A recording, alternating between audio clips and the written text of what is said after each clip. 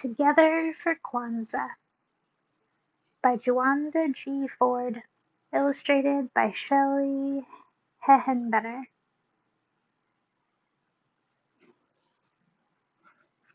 Together for Kwanzaa.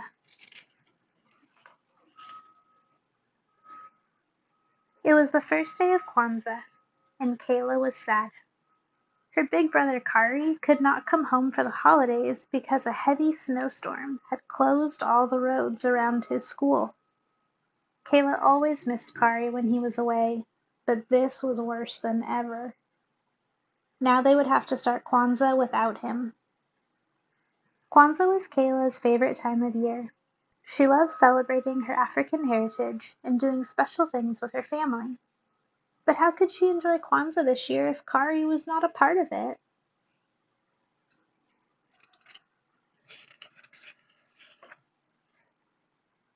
Kayla tried to cheer up.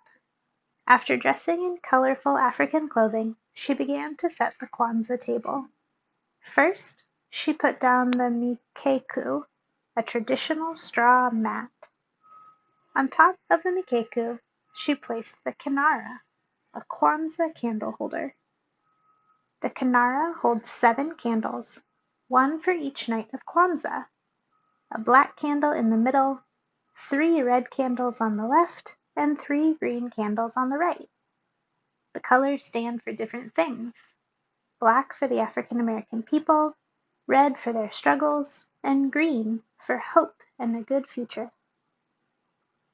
Each night of Kwanzaa, families light candles and celebrate one of the 7 Kwanzaa principles, which are ideas that help people to be strong. The principles help to guide them through Kwanzaa, but are practiced all year long. There is a different principle for each day of Kwanzaa. Every year, Kayla and Kari would share the Kwanzaa greeting. Habari gani? Kari would say. The greeting is the Swahili language. It means, "What is happening today?" Kayla would answer with the Kwanzaa principle for that day. Many Swahili words are used during Kwanzaa. Kayla sighed. It just wouldn't be the same without Kari there tonight.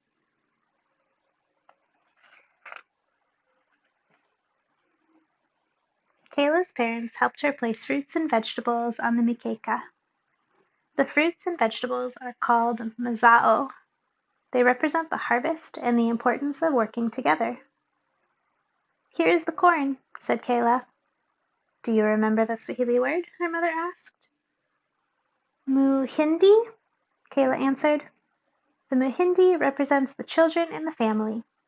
She put 2 ears of corn next to each other, next to other Kwanzaa symbols, one for her and one for Kari. When the table was ready, Kayla's mother helped her light the black candle. Kayla knew that they would light a red candle the second night, a green one the next night, and so on, until all the candles were burning on the last night.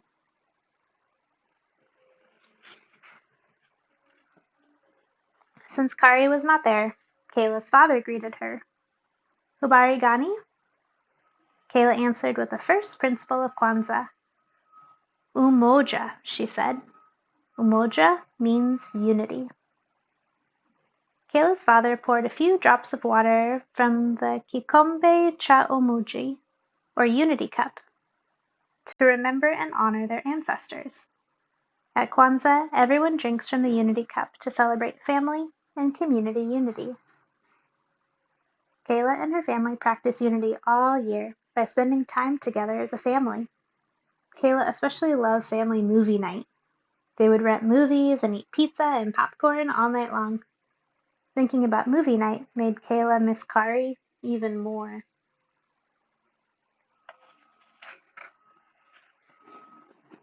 The next night, Kayla's father lit the black candle and the first red candle. He said, Kujichaguliu, which is the second principle of Kwanzaa. It means self-determination, or deciding what you want to be and do. Kayla decided that she wanted to go to college just like Kari and study to become a scientist.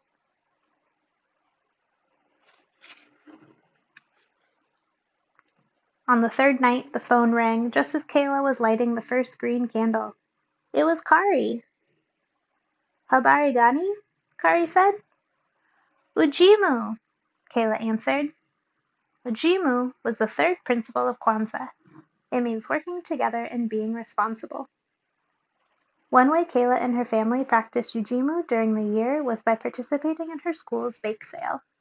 The teachers, parents, and students all worked together to raise money for the community.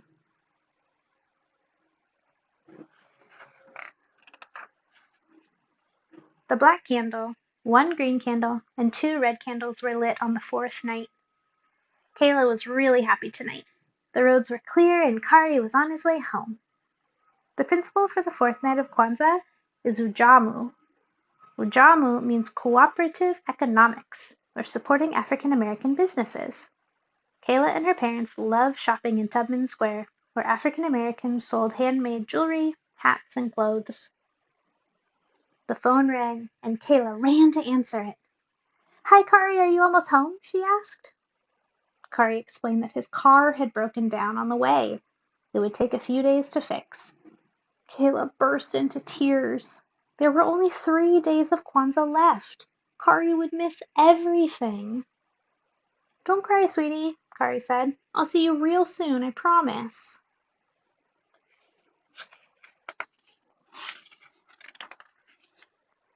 On the fifth night, Kayla's mother lit the candles. Today's principle was Nia, or purpose. Kayla decided that her purpose was to be the best little sister she could be. She made Kari a special Kwanzaa scrapbook, telling him all about how the family celebrated this year.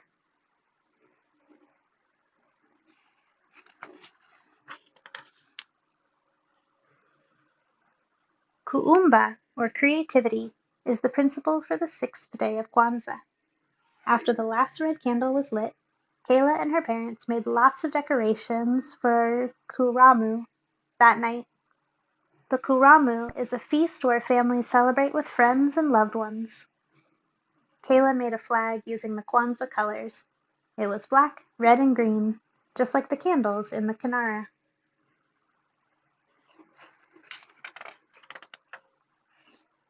Soon there was a knock at the door. Kayla ran to answer it. "Kari!" she yelled as she opened the door wide. "No, not Kari. The grandma and grandpa are here." Kayla was glad to see her grandparents, but she couldn't help being disappointed that Kari still had not arrived. She kept hoping that somehow he'd get home before Kwanzaa was over. There were many knocks on the door from friends and family. It was hard to be sad with so many people around.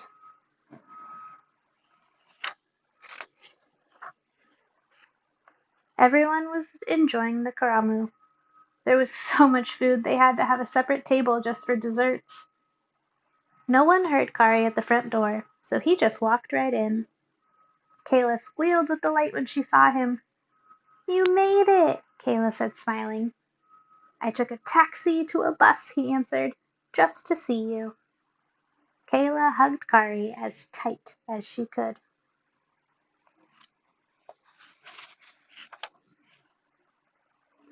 "Imani," Kari whispered on the last night of Kwanzaa. Tonight all the candles glowed brightly. Imani means faith, believing in yourself and others. "I believe in our family," Kayla said as they opened their kawadi, or gifts. Kayla knew that kawadi should be handmade or educational. She gave everyone a photo of the family in a frame she made from old newspapers. Everyone loved their kawadi, especially Kari. The end.